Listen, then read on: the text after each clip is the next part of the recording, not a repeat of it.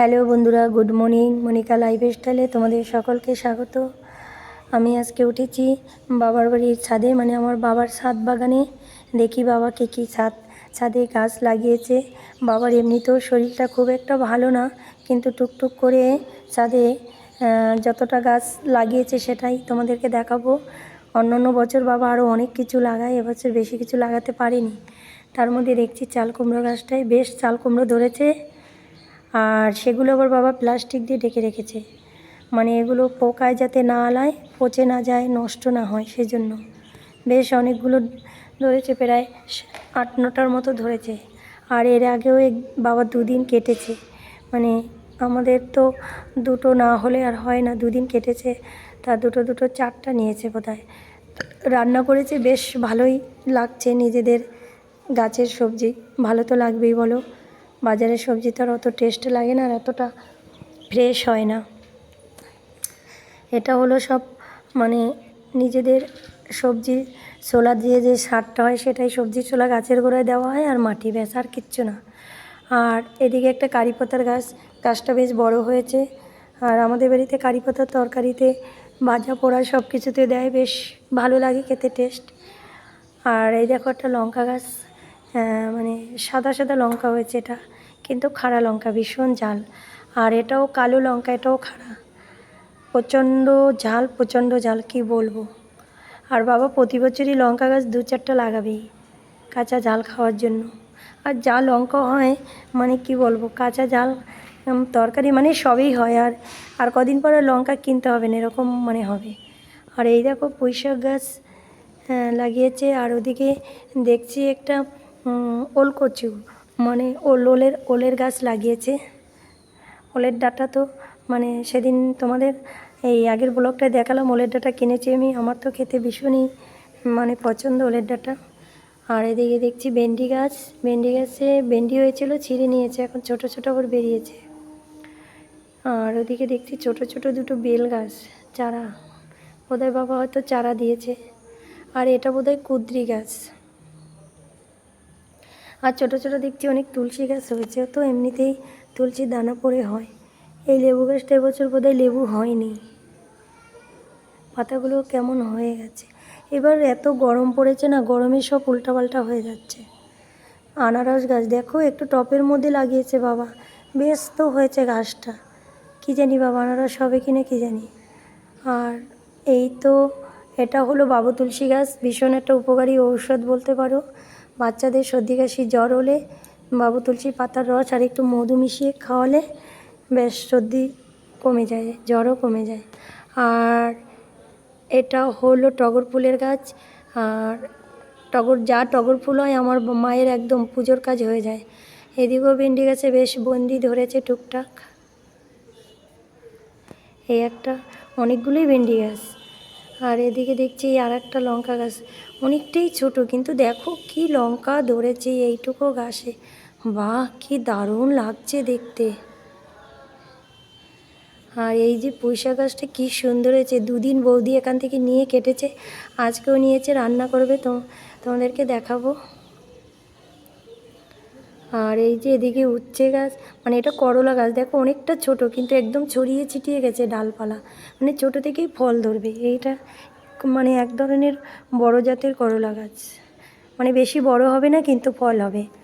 আর এদিকে এই যে বেল ফুলের গাছ, কি করি এসেছে বেল ফুলের গাছটায়, দেখো সাদা হয়ে গেছে পুরো গাছটা।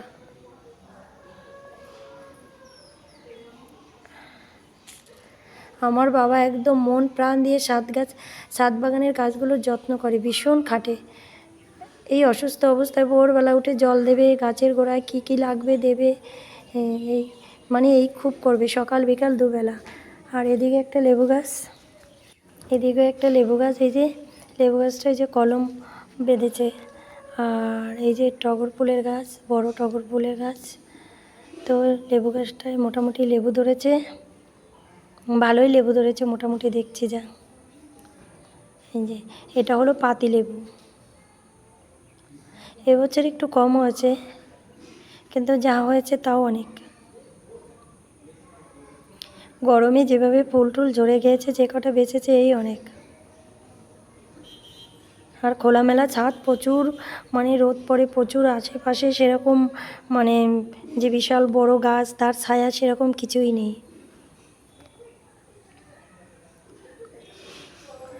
আর এদিকে দেখো পাশের বাড়ি এক কাকিমা চিচিঙ্গা গাছ লাগিয়েছে, তোমাদের একটু দেখিয়ে দিচ্ছি। মানে ওদিকে চিচিঙ্গাও ধরেছে দুটো, উপরে দেখছি।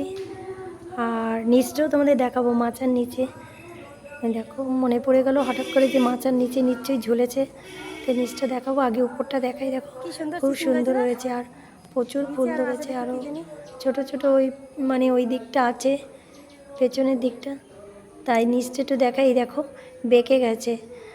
আমাদের যখন গ্রামে এরকম লাগাতো না বাবা, তখন আমরা কী করতাম, এরকম বেঁকে গেলে না দড়ি দিয়ে মানে একটা ঢিল বেঁধে দড়ি দিয়ে টেনে বেঁধে রাখতাম, তাহলে ঢিলের ভারে চিচিঙ্গাটা মানে টান থাকতো আর বেঁকে যেত না, লম্বা হতো, বেশ অনেক লম্বা হতো। এই যে এদিকে অনেকগুলোই হয়েছে, কিন্তু আমি চিচিঙ্গা গাছের তলায় যেতে পারছি না, অনেক কাঠ ফাট আগরম বাগরম রাখা আছে, ওখানে গেলে পরে মানে পা কেটে যেতে পারে, তাই বা কিছু জানি না পেরেক পেরেক আছে, ওই জন্য আমি নিচে গেলাম না, সাইড থেকে তোমাদের দেখাচ্ছি। তাও বেশ লাগছে। আর ভেতরেও দেখছি আমি, খালি চোখে দেখা যাচ্ছে অনেক ছোট ছোট বেরিয়েছে, ক্যামেরায় সব ধরা যাচ্ছে না।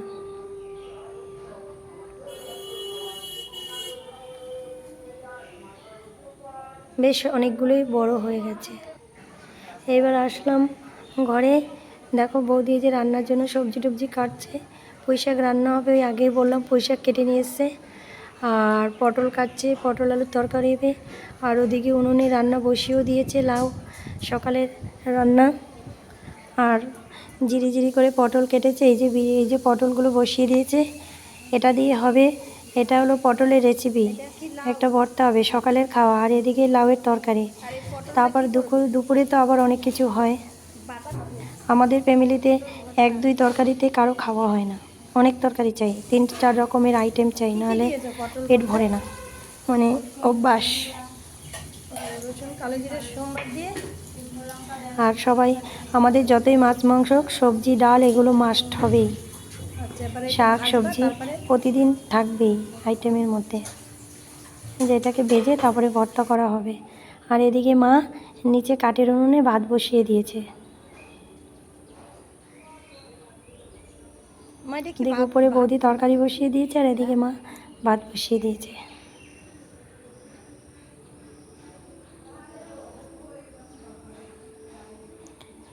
বেশ উনুনটা আগুন জ্বলছে, খুব সুন্দর, সবে ধরালো মা। আর এদিকে বিকেলের দিকে একটু সারাদিন কেটে গেল খাওয়া দাওয়া, একটু রেস্ট নিয়ে বিকালের দিকে একটু পিসির সাথে বেরোলাম মেহেন্দি পাতার খোঁজে। তা এই যে দেখো একটা বাতাবি লেবুর গাছ দেখছি, কি বাতাবি লেবু ধরেছে, বাপরে বাপ, অনেক বাতাবি লেবু হয়েছে, খুব সুন্দর বাতাবি লেবুগুলো। আর এই দেখো খুঁজতে খুঁজতে একটা মেহেন্দি গাছ পেয়ে গেছি।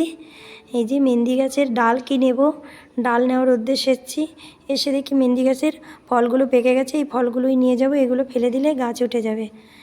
তা আজকের ব্লগ কেমন লাগলো তোমরা অবশ্যই জানাবে, আর যারা নতুন দেখছো তারা সাবস্ক্রাইব করে দেবে। আর এতক্ষণ যারা ধৈর্য সহকারে দেখছো তাদের সকলকে অনেক অনেক ধন্যবাদ। তোমরা ভালো থেকো, সুস্থ থেকো, টাটা, বাই বাই।